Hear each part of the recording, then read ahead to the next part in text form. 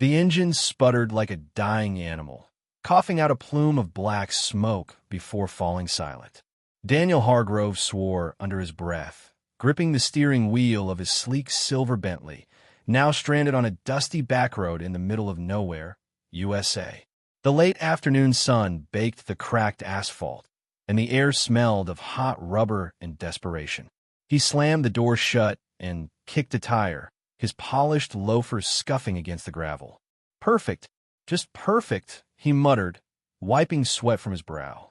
Behind him, his fiancée, Vanessa, leaned against the car, her manicured nails tapping furiously at her phone.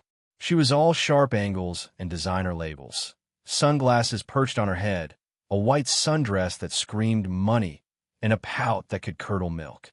"This is your fault, Dan," she snapped, not looking up from her Instagram story. "I told you we should have flown private. But no, you want a road trip to clear your head. Now look at us." Daniel ignored her, squinting down the empty road. They were miles from anything resembling civilization, somewhere in rural Pennsylvania, surrounded by rolling fields and sagging barns. His phone had no signal, and the GPS had given up an hour ago. The nearest town, according to a rusted sign half buried in weeds, was Clearfield, population 2,000. He'd managed to flag down a local, an old farmer in a pickup, who'd reluctantly agreed to tow them to a garage in town, but the guy had warned him, "Ain't no fancy mechanics here. Place is closed half the time anyway." Now, standing in the gravel lot of Clearfield Auto, a squat cinder-block building with a faded sign and a single gas pump, Daniel felt the weight of his bad decisions piling up. The garage door was shuttered, and a handwritten note taped to it read, "Back in a few days. Call Earl if urgent." No number. No Earl in sight. Vanessa was filming herself again, narrating her tragic ordeal to her 200,000 followers. Stranded in Hicksville, she cooed into the camera, "Send help. Or wine." Daniel popped the hood, more out of frustration than expertise. He wasn't a mechanic. Far from it. Back in Philadelphia, he ran a logistics company, moving millions in freight contracts. Cars were for driving, not fixing. But he couldn't just stand there, so he poked at the engine, pretending he knew what he was looking at. Hoses, wires, a mess of metal. His hands were already smudged with grease, and his dress shirt clung to his back. "Dan, you're embarrassing yourself," Vanessa called, zooming in on him. "You're going to break something, and then we'll really be stuck." "Would you shut up for 5 seconds?" he snapped, louder than he meant to. She rolled her eyes and went back to her phone. Daniel rubbed his temples, feeling the familiar knot of resentment tighten in his chest. Vanessa was beautiful, sure, but she was also a storm cloud in human form. Her father, a real estate tycoon with a temper to match, had pushed their engagement as a strategic alliance. Daniel had gone along with it. Business was business, but every day with her felt like a transaction. He was about to slam the hood shut when a shadow fell across the gravel. "Need a hand?" The voice was calm, warm, with a slight twang that marked her as a local. Daniel turned, startled, and found himself staring at a woman in oil-stained overalls, a wrench tucked into her belt. She was young, mid-20s, maybe, with dark hair pulled into a messy ponytail and eyes the color of a clear summer sky. Her face was smudged with grease, but there was a quiet beauty to her, unpolished and real, like the fields stretching out behind her. Yeah," Daniel stammered, caught off guard. "Car's dead. No idea what's wrong." She stepped closer, peering into the engine with a practiced eye. "Name's Ellie," she said, offering a quick smile. "I help out around here when Earl's off fishing or whatever he does. Let's see what you've got." She leaned in, her movements precise, and started checking connections. Daniel watched, half mesmerized as she worked. There was something grounding about her, like she belonged to this place in a way he never could. Vanessa's voice cut through the moment like a knife. "Oh, great. A girl mechanic. This ought to be good." She snorted, still filming. Ellie didn't flinch, but Daniel saw her jaw tighten slightly. "Ignore her," he said quietly, stepping closer to Ellie. "She's having a day." Ellie glanced at him, her expression unreadable. "Aren't we all?" she said, then went back to the engine. After a few minutes, she straightened up. Fuel pump shot. You're not driving this anywhere without a new one, and we don't have Bentley parts lying around. I can patch it enough to get you to a real shop in Harrisburg, but it'll take some time. Daniel nodded, grateful but uneasy. Thanks. Seriously, you got a card or something, in case I need to follow up? Ellie wiped her hands on a rag and pulled a crumpled business card from her pocket. Just the shop's number. Ask for me if Earl's still AWOL. She handed it over, her fingers brushing his briefly. Daniel felt a jolt, like static, and shoved the card into his pocket a little too quickly. Vanessa was watching now, her phone lowered, eyes narrowed. Dan, we're not staying in this dump. Call a tow truck or a helicopter. I don't care. Fix this. I'm trying, he shot back, his patience fraying. To Ellie, he added, how long's this going to take? Couple hours, maybe, Ellie said. I'll need to scrounge some parts from the back. You're welcome to wait inside. There's a fan and some coffee. It's not fancy, but it's better than standing in the heat. Daniel thanked her again, and Ellie disappeared into the garage, leaving him alone with Vanessa's glare. You're awfully chatty with the help, she said, crossing her arms. She's fixing our car, Daniel said, exasperated. Maybe try being grateful for once. Vanessa scoffed and stormed off to the shade of a nearby tree, her heels clicking on the gravel. Daniel sank onto a rickety bench outside the garage, his mind racing. There was something about Ellie, her quiet competence, her lack of pretense, that made him feel exposed, like the life he'd built was a house of cards. He shook his head, trying to focus. He was engaged. He had a company to run. This was just a pit stop. But as the afternoon wore on, he found himself stealing glances at Ellie as she worked. She moved with purpose, humming softly to herself, oblivious to the grease streaking her cheek. When she caught him looking, she grinned, a small, teasing smile that made his stomach flip. You gonna stand there staring? Or you want to hand me that wrench? She called. He laughed, surprised by how easily it came. Yeah, all right. He grabbed the wrench from a nearby toolbox and handed it over, feeling oddly useful. For the next hour, he stayed close, passing tools and listening as Ellie explained the repair in simple terms. She had a way of talking that made him feel like he wasn't just a city guy out of his depth. He told her about the road trip, leaving out the part about Vanessa's father bankrolling half his business. She told him about growing up in Clearfield, fixing tractors with her dad before he passed. It was easy, natural, and for the first time in months, Daniel felt like himself. The sun was dipping low when Ellie finally lowered the hood. Should hold till Harrisburg, she said, wiping her hands. But don't push it. Get it to a proper shop soon. You're a lifesaver, Daniel said, meaning it. He reached for his wallet, but she waved him off. Pay Earl when he's back, or send me a coffee sometime. She winked, and Daniel's face heated up. Before he could respond, Vanessa's voice sliced through. Are we done here, or are you two planning a picnic? She was standing by the car, arms crossed, her expression venomous. Let's go, Dan. This place is giving me hives. Ellie's smile faded, but she didn't take the bait. Safe travels, she said, nodding to Daniel. She turned back to the garage, but not before he caught a flicker of something, disappointment maybe, in her eyes. Daniel climbed into the driver's seat, his mood souring. Vanessa slid in beside him, already typing on her phone.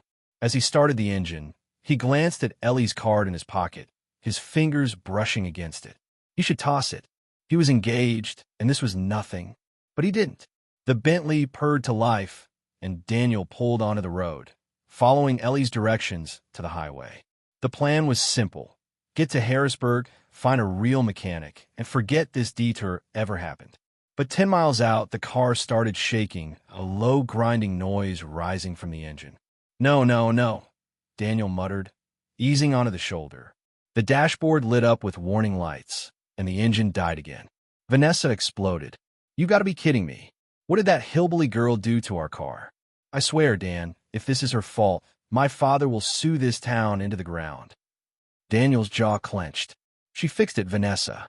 Something else must have gone wrong. But doubt crept in. Had Ellie missed something? Had he been too distracted to notice?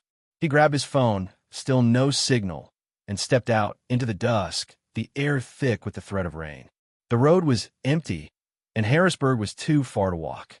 His plan, his simple, stupid plan, had fallen apart. Then he heard it, the low rumble of an engine. Headlights cut through the twilight, and a battered tow truck pulled up behind them. Ellie climbed out, her overalls swapped for a flannel shirt, her expression unreadable. "Heard you might need a lift," she said, glancing at the smoking Bentley. Guess that patch didn't hold. Daniel stared, caught between relief and embarrassment. Vanessa stormed over, pointing a finger. "You broke our car, and you're going to pay for it, you." "Vanessa, enough." Daniel snapped, his voice sharp. He turned to Ellie, his face burning. "I'm sorry. Can you help us?" Ellie nodded, but her eyes were guarded. "Hop in. I'll tow you back to town." As she hooked up the car, Daniel felt a sinking certainty. This wasn't just about a broken car anymore. Trouble was brewing, and he just dragged Ellie into it. The tow truck's engine rumbled like a tired old dog as Ellie steered it back toward Clearfield, the Bentley trailing behind on its hook. Daniel sat in the passenger seat, his hands clenched in his lap, the silence between them thick enough to choke on. Vanessa had insisted on riding in the Bentley, refusing to cram into some greasy junk heap, which left Daniel alone with Ellie and his spiraling thoughts. The night air was heavy, the first drops of rain pattering against the windshield. He glanced at Ellie, her face lit faintly by the dashboard glow, her jaw set in a way that made him feel like he'd already messed up. "I didn't mean to snap back there," he said, breaking the quiet. "With Vanessa, she's a lot sometimes." Ellie kept her eyes on the road. "Folks get tense when things go wrong. I've seen worse." Her tone was neutral, but there was a guarded edge to it, like she was waiting for him to prove something. Daniel rubbed the back of his neck, his dress shirt still damp with sweat. "Still, you didn't have to come back. Thanks for that." He meant it, but the words felt clumsy, like he was trying to fix a machine he didn't understand. She shrugged, a small smile tugging at her lips. "Couldn't leave you stranded. My dad always said you don't turn your back on someone in a bind. Besides, I figured you'd rather deal with me than walk to Harrisburg." He chuckled, the sound surprising him. "Yeah, you're not wrong." For a moment, the tension eased, and he let himself imagine this was just a normal night. Two people sharing a ride, no complications. But reality crashed back in. The Bentley's breakdown wasn't just bad luck. Something fell off, and he couldn't shake the feeling he dragged Ellie into a mess he didn't fully understand. They pulled into Clearfield Auto just as the rain turned into a steady downpour. The garage lot was deserted, the single streetlight flickering like it was on its last legs. Ellie hopped out, her flannel shirt already speckled with rain, and started unhooking the Bentley. Daniel followed, ignoring the ache in his shoulders from a day gone wrong. "Let me help," he said, grabbing a wrench from the truck's toolbox. He fumbled with it, his hands slippery, and nearly dropped it into the mud. Ellie raised an eyebrow, her teasing grin back. "City boy, you're going to break something. Just hold the light." She handed him a flashlight, and he obliged, aiming the beam at the tow hook.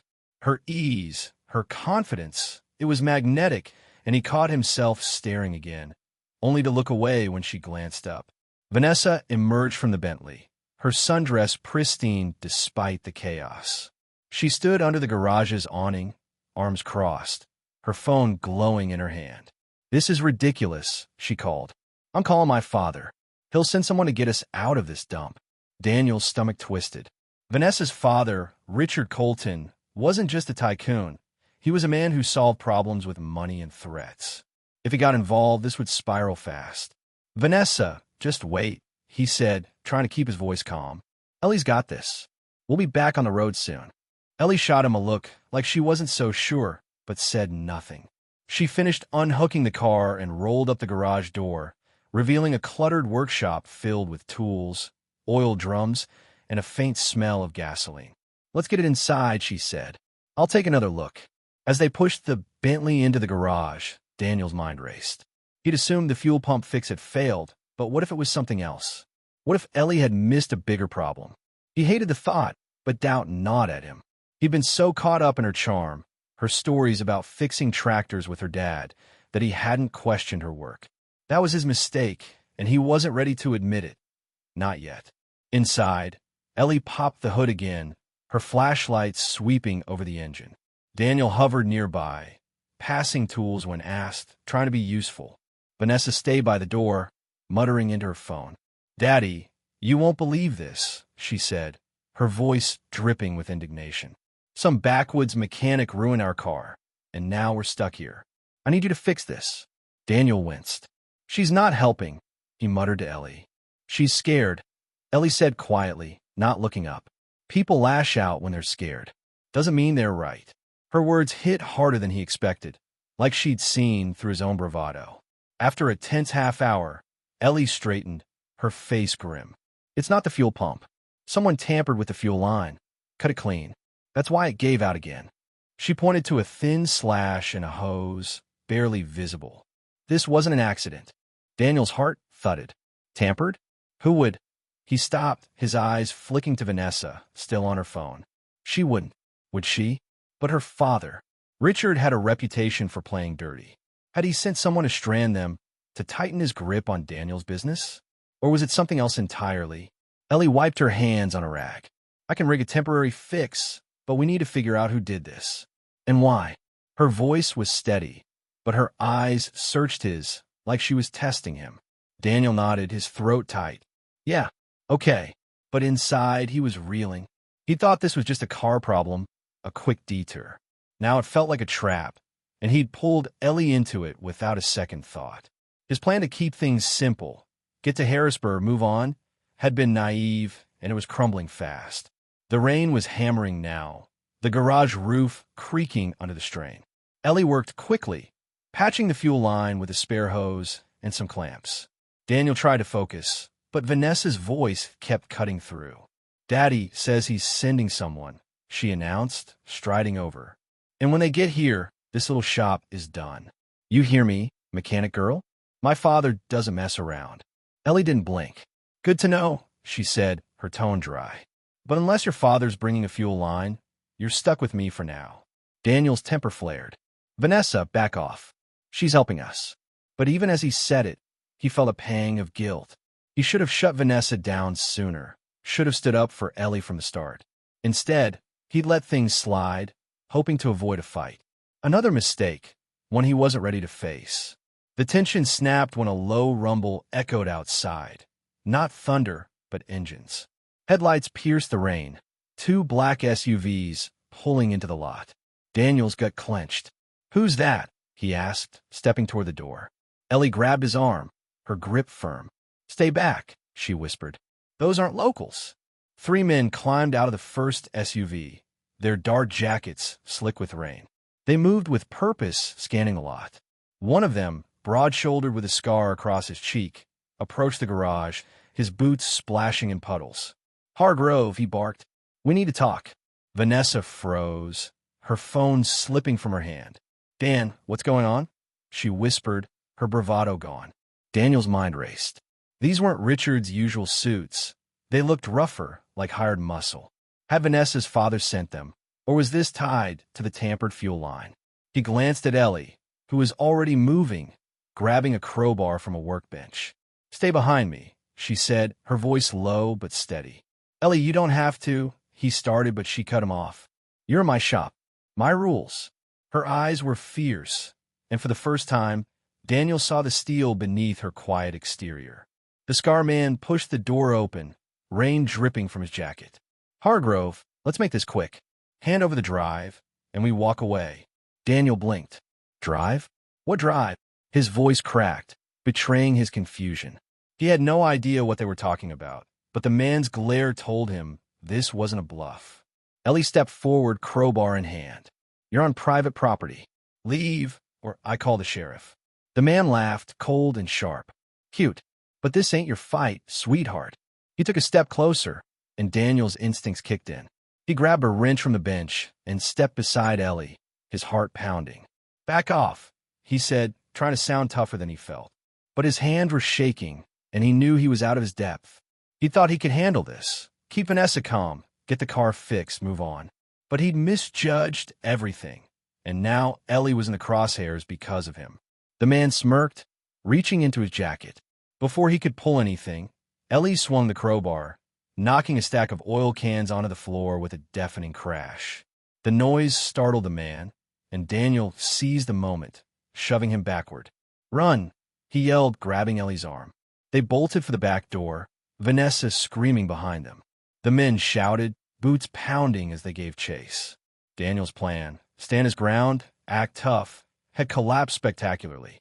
As they stumbled into the rain-soaked alley, Ellie's tow truck loomed ahead, their only shot at escape. But pain shot through Daniel's ankle. He'd twisted it in the mud, slowing him down. He cursed under his breath, his pride stinging as much as his injury.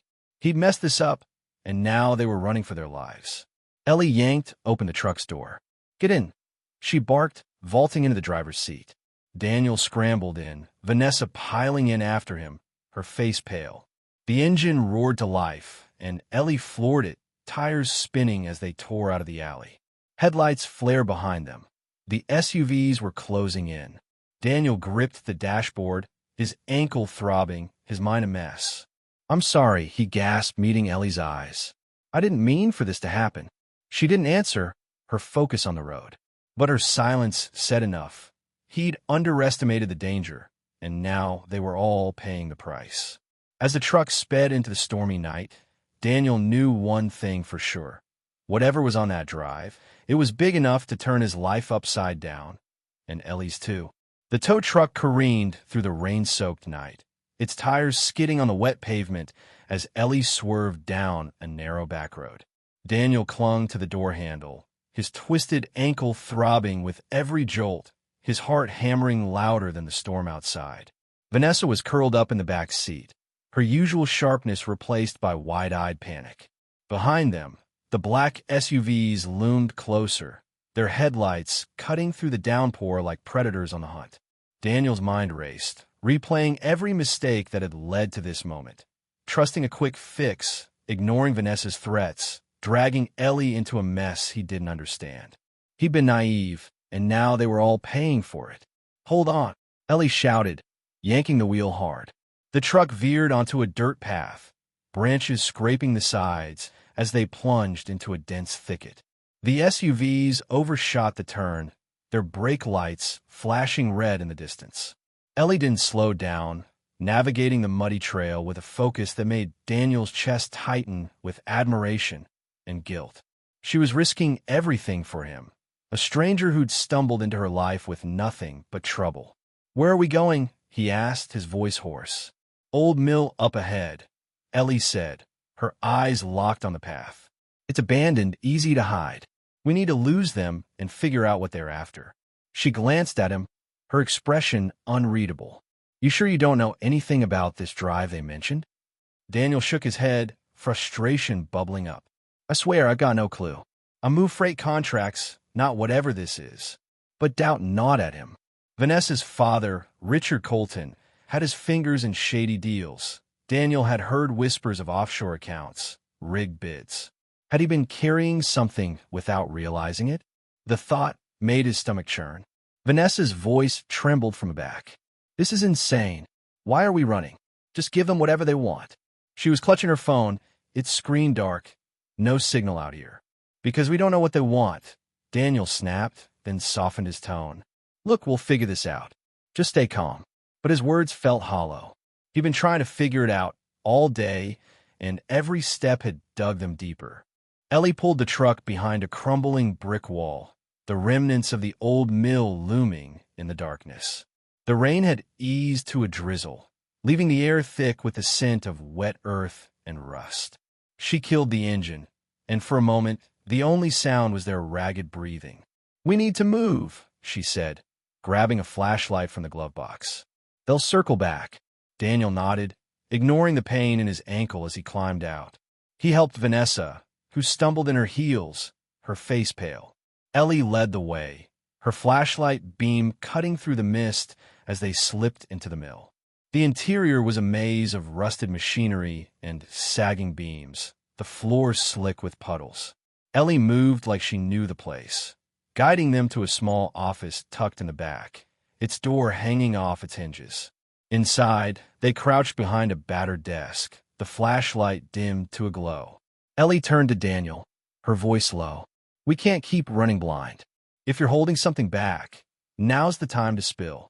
I'm not, he said, meeting her gaze. But her words hit hard. He'd been holding back all along, not about the drive, but about his life. He'd let Vanessa's father pull the strings, let his business define him, let himself coast through a loveless engagement. That was his real mistake, and it had landed them here. I've been an idiot, he admitted, his voice barely above a whisper. I thought I could just keep my head down, play the game. But I drag you into this, and I'm sorry. Ellie's expression softened, just for a moment. We all make mistakes, she said. Question is, what are you going to do about it now? Before he could answer, Vanessa hissed, They're here. Outside, the crunch of gravel signaled the SUVs pulling up. Doors slammed, and low voices carried through the walls. Daniel's pulse spiked. They were trapped, and his half-baked plan to hide had already fallen apart. He looked at Ellie, her crowbar clutched tightly, and felt a surge of resolve. He wasn't going to let her fight this alone. Stay here, he told Vanessa, who nodded, her eyes wide. He turned to Ellie. Got any ideas? She grinned, a spark of mischief in her eyes. Always. She pointed to a rusty ladder leading to a catwalk above. If we could get up there, we can watch them, maybe slip out the back.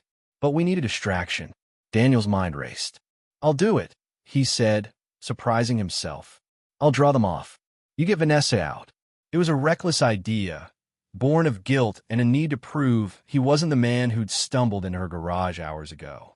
But his ankle screamed in protest, and he knew he was no action hero. Still, he had to try. Ellie grabbed his arm. You sure? You're limping like a three-legged dog. He managed a shaky laugh. Yeah, well, I'm a stubborn dog. Go. Her hand lingered on his arm, and for a split second, their eyes locked. Something passed between them. Trust, maybe, or something deeper. Then she nodded and helped Vanessa toward the ladder. Daniel took a deep breath, grabbing a loose pipe from the floor. He hobbled to the main hall, his ankle burning, and banged the pipe against a machine, the clang echoing like a gunshot.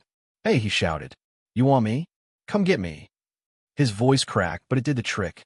Footsteps pounded closer, and he ducked behind a stack of crates, his heart in his throat. The scarred man from the garage appeared, flanked by two others, their flashlights sweeping the darkness. Hargrove, don't make this harder than it needs to be, he called, his tone almost bored. Hand over the drive, and we're gone. I don't have it, Daniel yelled, his voice echoing. He banged the pipe again, drawing them deeper into the mill. His plan was simple. Keep them busy long enough for Ellie and Vanessa to escape. But pain shot through his ankle, and he stumbled, knocking over a crate with a crash. The men spun toward the sound, and Daniel froze, his breath catching. He'd just given himself away. Before they could close in, a new sound cut through the mill, sirens, sharp and urgent. Red and blue lights flashed through the broken windows, and the men hesitated, exchanging glances. Cops, one of them muttered. They bolted for the exit, their boots splashing through puddles. Daniel slumped against the crate, relief washing over him. But it was short-lived. Ellie appeared, her face pale, Vanessa trailing behind. Sheriff's here, she said, helping him up. I called them from the truck's radio while you were playing decoy. Nice move, by the way. Stupid but nice. He managed a grin, despite the pain. Had to do something. But as they stepped outside, his relief turned to dread.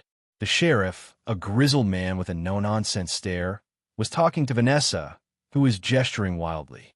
And there, in her hand, was a small USB drive, its metal casing glinting in the flashlight beam. Daniel's stomach dropped. Vanessa, what is that? He asked, limping toward her.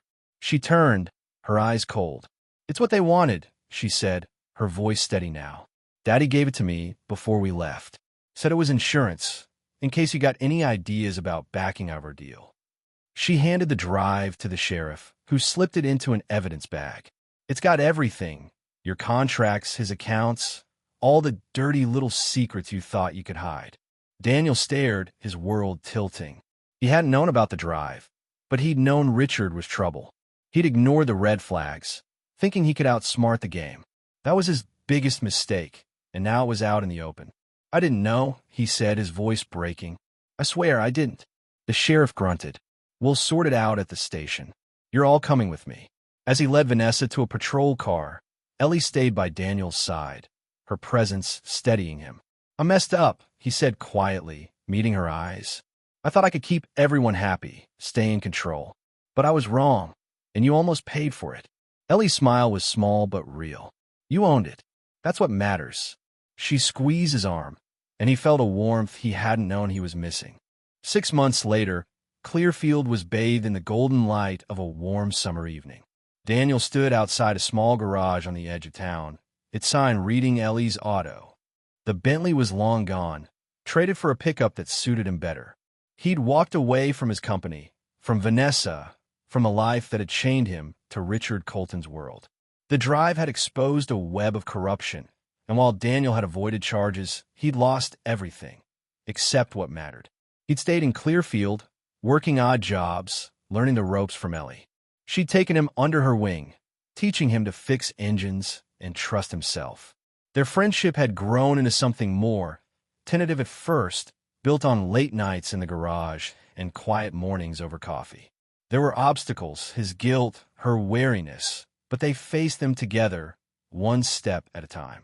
Now, as the sun dipped below the horizon, Daniel stood on the garage's porch, a simple silver ring in his pocket. Ellie stepped outside, her overalls swapped for a sundress, her hair loose around her shoulders. You look nervous, she teased, her eyes sparkling. Yeah, well, I'm about to make a fool of myself, he said, his voice shaky but sure. He pulled out the ring, holding it between them. Ellie, I don't have much, just me, this town, and a lot of regrets. But I want to build something real with you. Will you take that chance? Her eyes shimmered with tears, but her smile was radiant. Took you long enough, she said, laughing as she nodded. He slipped the ring on her finger, and she pulled him into a hug, the world fading around them. As they stood there, the garage lights casting a warm glow, Daniel knew he'd found his home. Not in a place, but in her. They'd started over, not just surviving, but thriving. And in Clearfield, where second chances were hard-won, that was enough. Subscribe to the channel to see more soul-stirring stories. Stay with us for tales that touch the heart and lift the soul. Until next time, keep believing in second chances.